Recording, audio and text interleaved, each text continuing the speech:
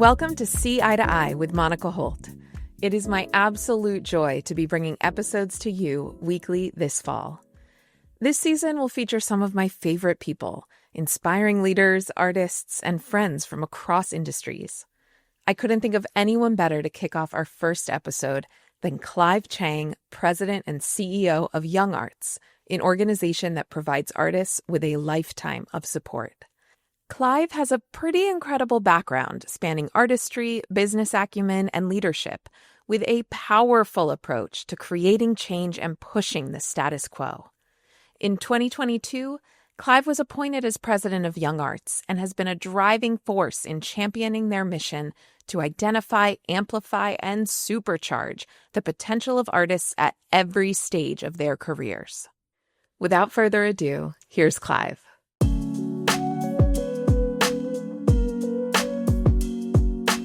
Clive Chang, welcome to See Eye to Eye. Thank you so much for being here. Oh, thank you for having me. What a delight. I'm so thrilled. As you know, I've long been an admirer of the way you do your work, but also the journey that you've taken throughout your career. So I'm really excited to talk a little bit about you and how you became Clive, president of YoungArts, but also a little bit about your thoughts on the field, because I think whenever we've had those conversations, I always leave feeling a little more inspired, a little more hopeful, and basically ready to follow wherever you might lead. So you are too kind. Please, I'm so grateful that you're joining and really kicking off this season of See Eye to Eye together. One of the things about you that I think is so integral to everything you do, you actually talk about yourself as being 100% artist and 100% business person. And I'm just curious, when did you realize that you didn't have to choose between those two identities? I think pretty early on, to be honest. Part of it was just a slight rebellious nature that I've always had. But the moment that I can sort of think back to in vivid detail is when I first enrolled in university and I went to the management faculty counselor's office and I said, I would like to simultaneously do a music degree. And the answer I got was, well, that's impossible. And I think that was the first moment I was like, well, is it actually impossible? Or has no one ever done it before? Which is a different thing, right? Like the two aren't exactly the same. So there, marched back to my dorm room. I took out sort of the curriculum listings for both degrees. And I just made a spreadsheet and I said, okay, here are all the credit requirements for a Bachelor of Commerce. Here are all the credit requirements for a Bachelor of Music. How could these fit together? So about 2 weeks later, I went back to her office and I had put together this spreadsheet of course, it totals 236 credits. But here is exactly how I can do all these 236 credits in 5 years. And of course, it was like 8 courses a semester, 3 to 5 courses every summer. And it was, one of those things. And she looked and she was like, oh, well, I guess there is a way. And off I went. And that's how I did these 2 bachelor's degrees that apparently had zero overlap with each other. And did it in 5 years. And I think that is an anecdote that is somewhat illustrative of how I've pursued the rest of my life and the rest of my career. And later on doing both an MFA and an MBA, and part of it was I myself wanted to give myself the gift, which I think I was also very privileged to be able to give myself that gift of pursuing both paths in full force. I didn't want to half either of them, right? And so I wanted to go and explore who I was as an artist, and I wanted to go explore who I was as a business person, and, was luckily able to carve a path to do both. It's so impressive. And also it makes total sense that you said, I'm going to come up with a plan and then I'm going to do it, because I shall not be defined by any boxes that are set forth in front of me. And as you say, I think that it really does continue to characterize the work you do and the values that you've brought throughout your career. Will you just talk me through the sequencing order of school? Okay, So we did school, MFA, MBA. Yeah. Okay. So let's see, Clive was born. I was born. An important date. Well, and also, and was a classical musician from a Oh, very yes, yes, young yes. age. Yes, Clive also has a twin sister who also is a musician and a scientist. She's actually, she's a professor of neuroscience, but she too is a musician. So one day, like the two of us saw a piano at our aunt's house. We were 3 and we started banging on it. And then we started bugging our parents for piano lessons. And then no teacher would take us because we were too young. And eventually at 5, we started taking piano lessons. But yes, then I started playing the competition circuit and all of that. But early on developed a love of composition. And I credit this to my theory teacher, Mrs. Capron, who one day, I think I was like 9, and she was like, go try and like compose a piece, like pretend you're Bach and like compose a prelude or something. I was like, okay. As 9-year-olds are wont to do. Yeah. Understood. Yeah. And I think that's what sort of like spurred my love of composition from a young age. And then of course, cultural pressures of like, you can't really be an artist and make a living, so go pick something practical. Anyway, so in a sense, I had originally chosen this degree in finance for my parents, but luckily very early through that experience was like, oh, this is kind of fun. And there's like a kind of like, there's a bit of art and business. No, totally. I would imagine that kind of the music and math, it all must play together to a certain degree in your education. 1,000,000%. I mean, music is just so inherently analytical. I always think about the sheer analytical horsepower of a musician in so many contexts, like even a player processing a really complex score in real time and how that translates into, physical manifestation. I think it's such an underappreciated and underrated quality of musicians, just how inherently analytical they must be to get to that sort of level of proficiency. Yeah. Where it really sort of came to a head for me was when I was doing the music degree and the finance degree in parallel, and I would go to, corporate finance class, and we'd have to build. Okay, so in corporate finance, you have to build these things called discounted cash flow models, and they're these unwieldy, large, like, Excel sheets and models, a bunch of things in them. Everyone like freaks out about how hard it is. Literally, like I got there and I was like, okay, you people, if you think this is hard, try and score an entire orchestral piece in finale, for the different instruments and like, this is nothing compared to how analytical the notation of music really gets. And so, I always joke that I got all of my quantitative analytical abilities from my music education. This is the message that all kids need to tell their parents as they're composing and playing music at a young age. Exactly.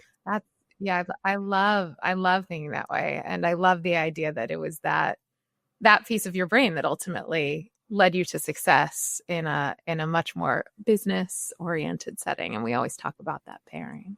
Okay. So you've gotten your MFA, you go to business school, and then. So the dual degrees in undergrad, and then right after that MFA, right after that MBA, during MBA that summer, I interned at City Ballet. After that, I graduated and came to Lincoln Center, Link Inc.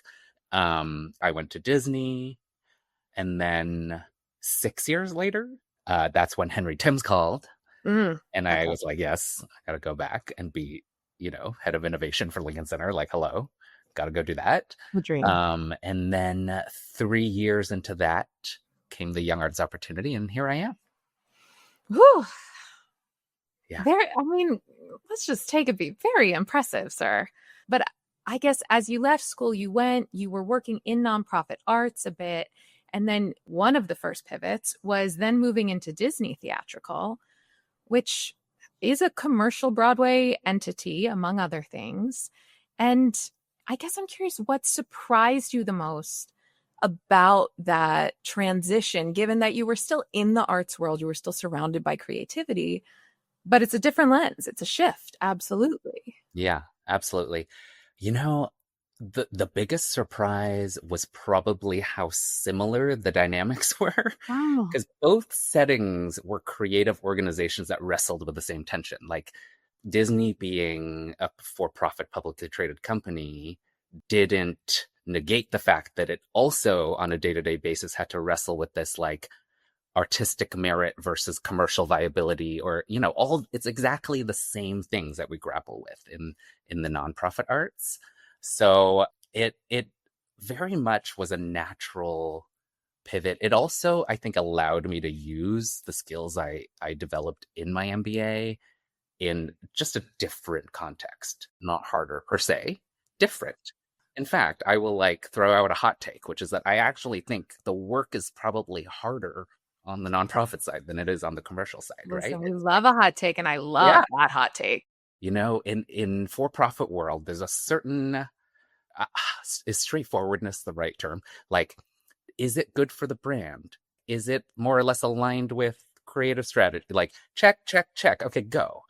In nonprofit land, it's like, how is everyone feeling about this? And there's just like a whole 17 other layers. I don't know what you mean, Clive. I've never experienced that once. And which donors will get mad about what, and blah, blah, blah, blah, blah, right? So, that's my hot take, but that could probably be a full episode unto itself, right? Well, listen, don't tempt me with a good time on the hot take episode.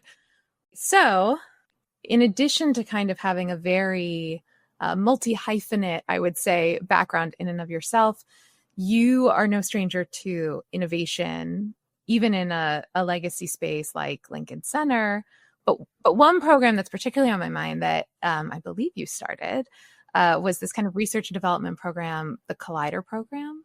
Oh, the Collider. The Collider. So the reason I love this is because this notion that artists can come together and there is no absolute definition of what they are meant to create through Collider. And that sounds very exciting and thrilling, but I have to imagine a little different than maybe what the institution was accustomed to with their programming. And so I'm curious, one, just what was the kind of inspiration? How were you thinking about the program? But also, how did you then take that vision through the organization to a place where it could really be embraced and supported and promoted? Mm-hmm. Yes. This is such a good moment to go back down memory lane. When I was first hired to go back to Lincoln Center, Henry needed a chief of staff and he needed a chief innovation officer. And when he met me, he was like, do you think you could do both? Like for a period of time. And I was like, okay. And the advantage of that, it came with, of course, lots of challenges, especially bandwidth challenges.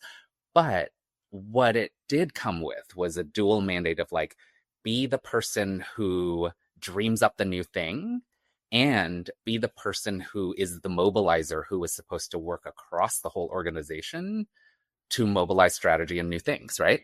And so I think because the role ended up having both in it, it provided, I don't know, like a permission of sorts to go and actually build the thing.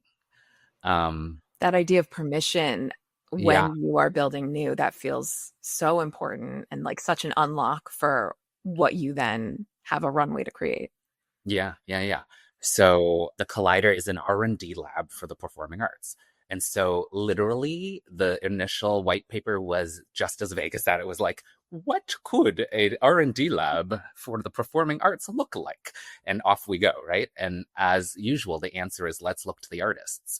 So the model of the Collider was really bringing together a group of artists, practitioners, thinkers, educators, builders, technologists, community organizers. It was kind of like, let's bring in as much interdisciplinarity and cross-sectoral thinking as possible. And let's not prescribe an outcome and let's see what happens. And it's sort of the like, let's let the planned serendipity kind of ensue and figure out what we learn from that. Right. We can create a safe space in Kennedy's words, to set the artist free, right? Exactly. I think that's so brilliant. And even the way you describe it, again, ties back to this notion that's kind of been this thread throughout your career and also your vision for these organizations. What drew you to YoungArts, and how did you know it was time to move on to a step like this? It honestly feels so much like coming home. and being in community with artists all the time. And that is the greatest gift of this role, is that I get to spend the majority of my time with artists. If I were to point to my biggest FOMO while at the larger institutions like Lincoln Center and Disney, it was like so close yet Oh, so sure. far, Absolutely. right? Yeah. I think it allows me to reconnect with my artist roots in a way that was harder in a different context. And, going back to how we started this conversation, being 100% artist and 100% business person, I can finally actually activate both in full in this job, which is such a gift, right? Um, I think you get to the point in your career where you're finally like, I think I'm ready to run a thing. I think I'm ready. And you just know it. Like it's not some level of like preparedness that came with a checklist or whatever. It's like in your gut, you're like, I think I'm ready. And then the last piece of it, which I believe more and more as time goes on, is it's as much what you're doing as it is who you get to do it with. Preach on that. Preach on Yes. that. Yeah. When you just are like, you are my people, Yeah. I right? And do. so it just really made total sense. When I think about impact as well, there's a unique vantage point from which we operate because we deal with the common denominator that unites all arts organizations, which is the artist, And I right? think I think most listeners probably know Young Arts by its kind of sterling reputation, but would you just talk a little bit about a kind of full picture of the organization's scope and how it supports artists kind of throughout their entire career trajectory? Yes. Young Arts was founded in 1981. And since then, it has identified exceptional young artists between the ages of 15 to 18. So every year, we launch this massive nationwide call for any young artist 15 to 18 to apply to our national competition. What most people don't know is that once you enter our community, and that is winning any Young Arts Award at any level, each year we award between 700 to 800 winners.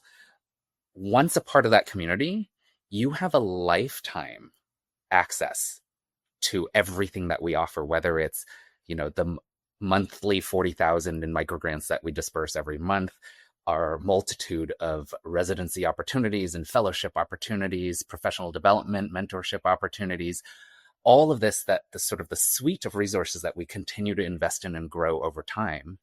And over the decades, we now have over 23,000 past award winners. That's incredible. And to my knowledge, we are still the only organization in this country that supports artists across the entire breadth of performing visual and literary arts, which, as you can imagine, is no small feat. No, none. And I'm curious, when you're thinking about what we were talking about in terms of the interdisciplinary nature of collaboration and artist future, how do you balance those pieces? What's Yeah. the breadth there? Yeah, I think this is sort of, we're already sort of branching into what does the future of the ecosystem look like. Rarely will you see a young artist today at a high level of artistry embody only one artistic discipline. So the fact that our ecosystem still compels them to choose one and go pursue it relentlessly is actually our fault. So every day I ask myself the question, are we doing a service or a disservice to a young artist if we're asking them to choose one lane and apply? And so this is one of the big questions we're asking. Do these 10 discipline lanes that we currently run, are they the right 10 lanes? Are they the right division? Do they accommodate not only artists practicing at the intersection of these disciplines, but also are they fully encompassing of every genre that falls under, say, dance? And the answer right now is no, right? So we're gradually trying to evolve, and we're trying to do it very thoughtfully. For the first time this year, any applicant in dance will self-identify their genre. Very interesting. Any applicant in voice will self-identify their genre. And Now it's going to be incumbent on us to make sure that we find the right adjudicators and reviewers to properly judge these Oh, that's applications. so fascinating because I Yeah. truly wasn't even thinking about that side of the adjudication. Oh, yeah, yeah, yeah. You are then truly breaking down these silos in every possible way. Like, I can't tell you how we're going to do it yet, but is there a version of the world one day where a young person is applying simply as an artist? Now, how we ensure equitable adjudication, it's a big, big question to answer, but we're doing as much field listening and conversations with partners as possible to really figure out how best to do that. And can I just name, it's not enough for us to do that at YoungArts, because where do these young artists go after us? Well, exactly. They go to Parsons, Juilliard, Central St. Martin's, whatever. Like, they go off to art schools, conservatories, etc. So how must those institutions also evolve, right? And do you now, or are you imagining a pipeline from which you can be having those conversations, leveraging YoungArts with these different organizations that do then hold the kind of next wave of education and future for these young artists? Absolutely. More and more, we're leaning into investing and building these partnerships far and wide across the country. We realize that we are a part of the ecosystem and we can't do it alone. So this is the hard work that we're investing in over time. Well, and I think you also stop short of saying the other places at performing arts centers, at all of the different arts and culture organizations throughout the states, putting my marketing hat on for a second, we still send a dance brochure and a classical brochure and a pops brochure and a theater brochure. And I think there has been a lot of conversation about how we start breaking that down even further to say, we know that audiences in the future are selecting into events that they think are going to make them feel something, whether that's nostalgia or joy or, you know, challenging their perspective. We should hope too. But I think the thread that you're talking about carries through all the way to an artist at the pinnacle of their career is probably in a brochure somewhere being defined. And so we have to break this down across the board. And I think a lot of what you are doing becomes foundational for that thinking, even when we get into the nitty gritty of ticketing and subscription packages and, you know, what the right message or photo is to convey the art that folks will be interacting with. And it goes to the very institutional structures and the need to evolve those to even get to the point where you're then figuring out how to tell the story on a brochure. You can only do so much if the system was set up to have a curator for dance, a curator for classical music, a curator for, and by definition, they're already selecting the work in a way that's boxed. Exactly. Well, and you know how the Kennedy Center was structured in that exact format. And I think we were trying over the past few years to really have a sense of creative collectivity, but the structure was still there. And there's only so much work you can do in culture when it's still bound by some pretty tight and rigid frameworks. You know, one thing that you've talked about before is kind of the unintentional inertia of legacy organizations. And it already sounds like at an organization like YoungArts, you know, approaching a 45th anniversary, that you are already taking your perspective and how we push against that inertia and evolve meaningfully. What other ways are you working to keep YoungArts responsive to how the environment around it is changing? Yeah. You know, one thing that I feel like we've always stumbled over is our lack of good data. There's no like quick fix for it, right? And so we're just undertaking a sweeping 18-month-long data architecture revamp completely. And as painful as it is right now, I just know that our future selves are going to be like, thank you so much. Thank you for doing this, you know? So that's something that, depending on who you ask, they may find it sexy or unsexy. You know, it's, you know, I wouldn't rate it as one of the sexier things. Sure, but they're good vegetables. Very good. You need the vegetables too. So, and I think it's more, you know, if I were to boil it down to what is it that we're actually trying to change, it's like it is a sort of setting of a behavior to just always ask the question, does it have to be done this way just because it has been done this way, right? And I think it's something that if you don't discipline yourself to ask the question, you will naturally default to doing it the way it was because there's like a process in place for how it was. And it's easier, right? So like I'm a big fitness fanatic too. And one of my favorite sayings, I forget which fitness influencer kept saying it, but it's like, if nothing changes, nothing changes. And I'm like, oh my God, mind blown. Nothing changes, nothing Totally changes. flipping. But I love what you're saying, the discipline around questioning. What a succinct way of saying that, because that can be really hard. And particularly when maybe folks who are listening, not everyone is already leading an organization.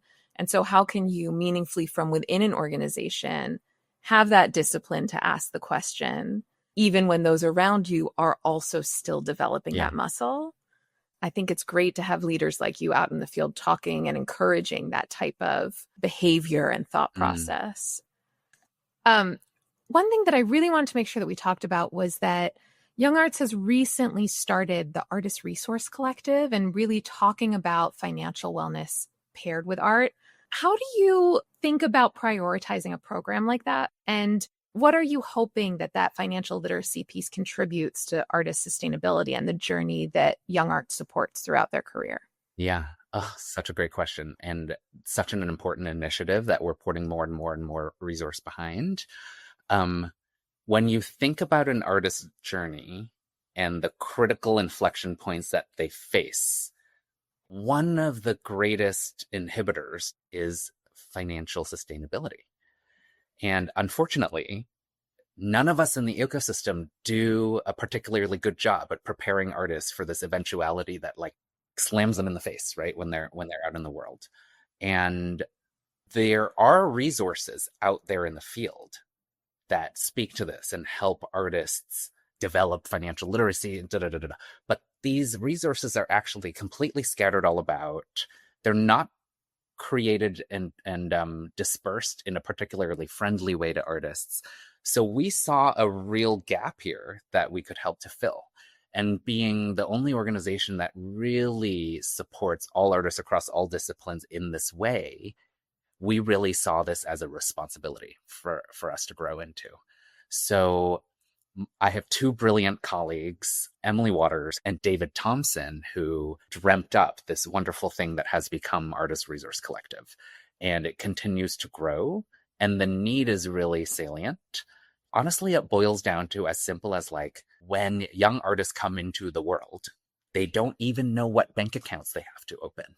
There's also this eventuality of the insurance cliff that every artist hits because they're, often independent contractors, gig workers, and they can be on their parents' insurance until 25, and then it falls off, and then all of a sudden they can't even afford health insurance, right? So it's a real human-centered and artist-centered approach to building financial empowerment. So this is what we've landed on in terms of a label for it. We now call it a financial empowerment initiative. Oh, I love that. It's not like, yes, it's part of it is about literacy. Part of it is about knowledge. But ultimately, it's about giving agency to the artist to build a sustainable career in the way that makes the most sense for them. So for the first time, we're actually requiring this coming cycle, any Young Arts winner, before their prize money is dispersed, they will have to take this introductory curriculum.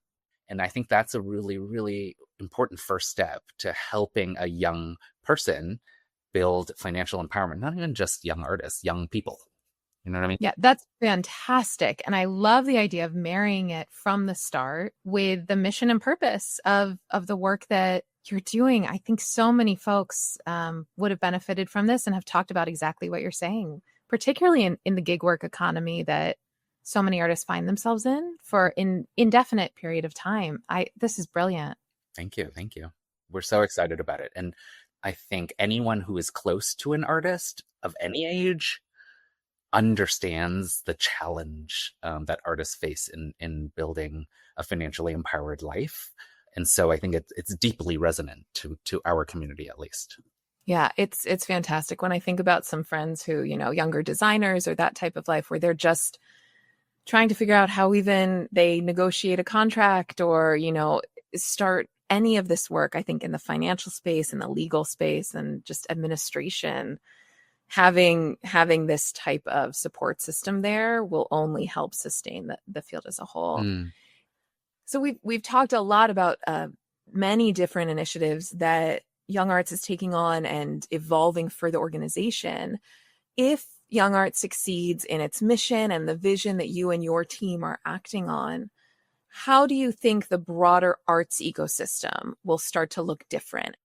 Gosh, I think when you boil it down to fundamentals, if we continue to grow and evolve our work at the pace that we aspire to, more and more young people will raise their hands to say, I want to be an artist, or I am an artist. Even just that critical first validation alters the path of so many young people's lives. And of course, we're talking about societal structures that will need to change and evolve as well.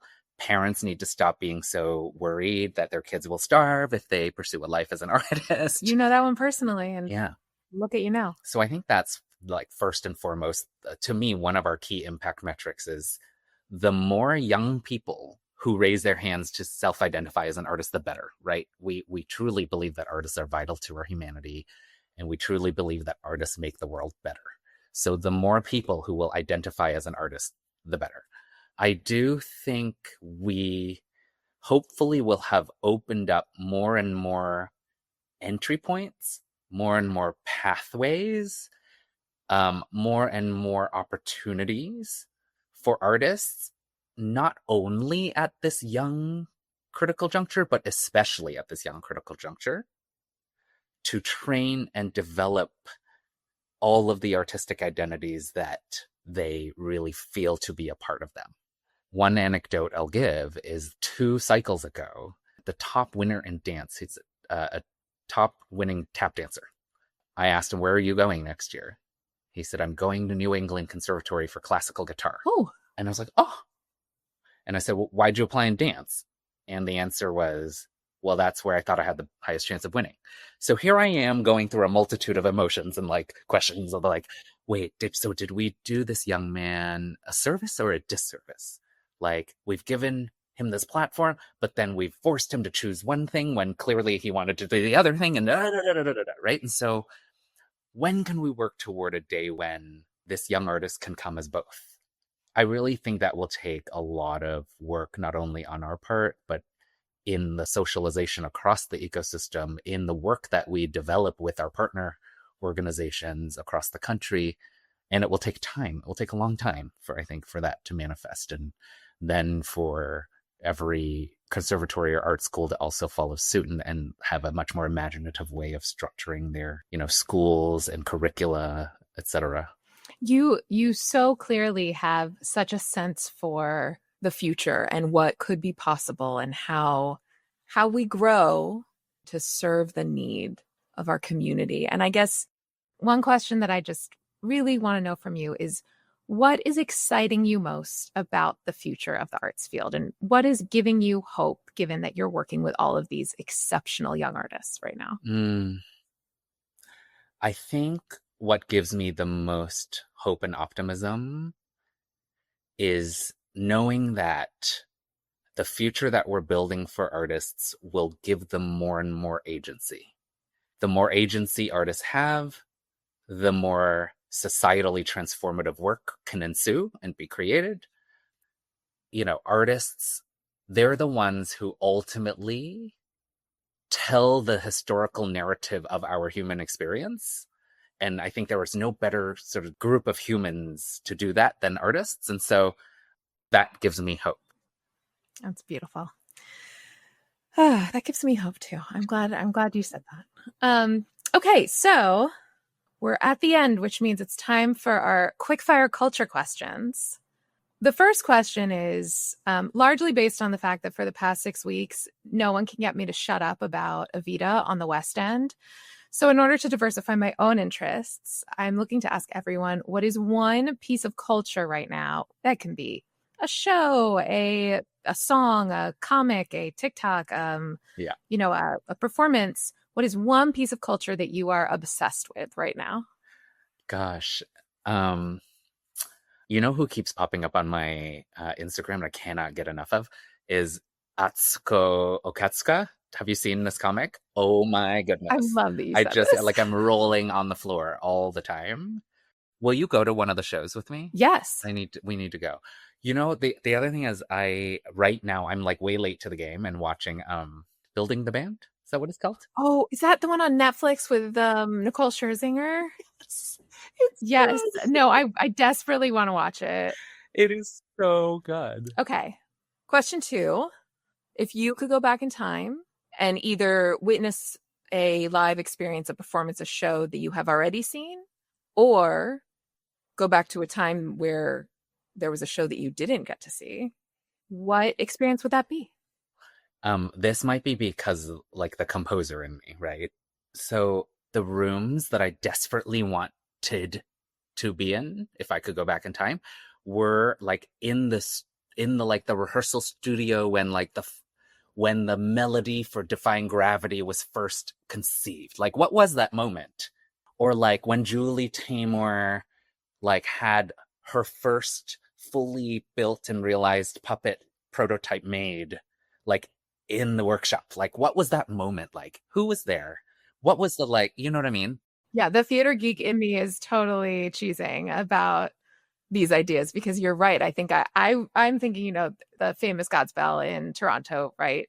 Like that is something that I would have loved to have seen. But you're right. It's the intimate moments. It's Yes. Or like the first Hamilton mixtape show or whatever, right? Before the thing became the iconic thing. Okay, practical question. Mm-hmm. What's one free resource that you wish more people knew about? Oh, the Library for the Performing Arts. It's, you know, one of the organizations on the Lincoln Center campus, and it has the richest sort of archive of video and audio material. So if you were like, I wish I could have seen the original cast of blah, go there and you can see it. You know what I mean? I mean, not in real life. Maybe one day they'll make like the hologram versions. Yeah, totally. We need to get a partnership going ASAP with just immersive archival.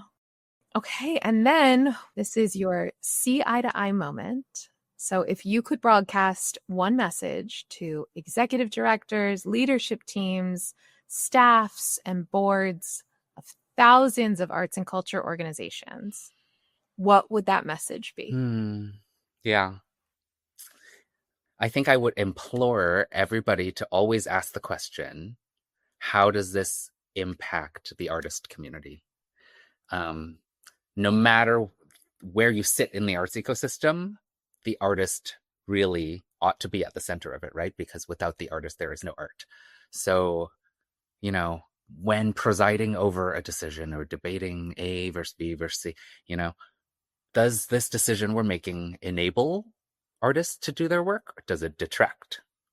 Even if the answer is neutral, at least you've asked the question, right? So that would be my message. That is a fantastic message, and I love that message. Thank you. Clive, thank you for the time. Thank you for sharing your story and so much incredible advice. It is just always so good to see you and to talk to you. Likewise.